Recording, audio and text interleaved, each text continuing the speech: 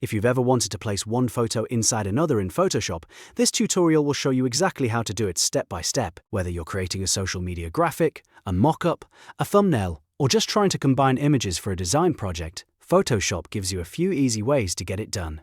In this video, I'll show you the cleanest method first, plus 2 faster alternatives, and then I'll show you how to position and resize everything properly so it looks natural and professional. And if this tutorial helps you, make sure to hit that like button and subscribe for more easy Photoshop tips and tutorials. Let's jump in. The first and most recommended way to insert an image into another image in Photoshop is by using Place Embedded. This method is the best option because it adds your second image as a smart object, which means you can resize it as many times as you want without losing image quality. To start, open your main background image in Photoshop. This should be the image that will act as the base of your composition. Once that file is open, go to the top menu, click File, and then choose Place Embedded. A file browser window will appear. From here, locate the second image you want to insert into the first one, select it, and then click Place. As soon as you do that, Photoshop will bring the image onto your canvas and automatically surround it with a transform box. This box shows that the image is ready to be placed and adjusted.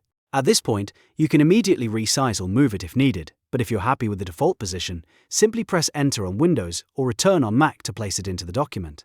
Once inserted, the image is now sitting on its own layer, which makes it much easier to edit later. Now let's go over a second method, which is simple drag and drop. This is useful when both images are already open in Photoshop in separate tabs. First, make sure both files are open, then select the Move tool by pressing V on your keyboard or by choosing it from the toolbar. Go to the second image tab. Click and hold on the image, then drag it up toward the tab of your background image. Wait for the background document to become visible, and then move your mouse down into the canvas area and release the button.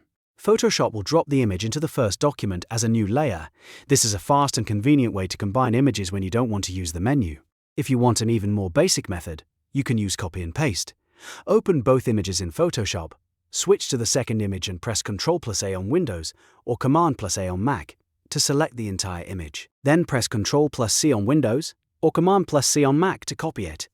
Now switch back to your main background image and press Ctrl+V on Windows or Command+V on Mac to paste it in. Photoshop will place the copied image onto a new layer in your main document.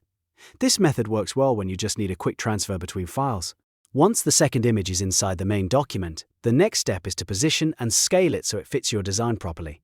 In the Layers panel, click the layer that contains your inserted image to make sure it is selected. Then press Ctrl+T on Windows or Command+T on Mac to activate Free Transform. You'll see a box with corner handles around the image.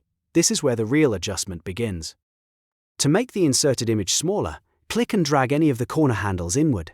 To make it larger, drag outward.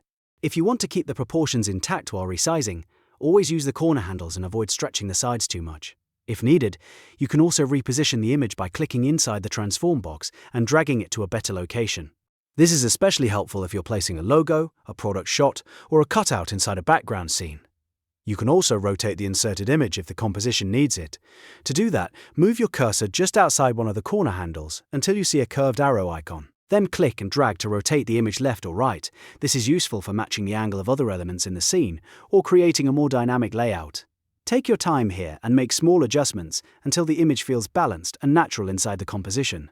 When everything looks right, press Enter on Windows or Return on Mac to confirm the transformation.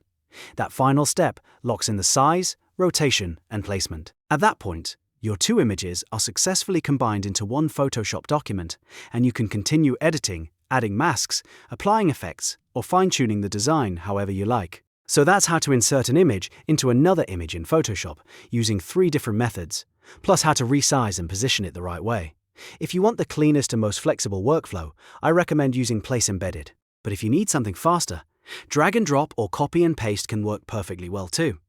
If this video helped you out, please give it a thumbs up, subscribe for more Photoshop tutorials, and leave a comment if you want to see more beginner-friendly editing tips. Thanks for watching, and I'll see you in the next one.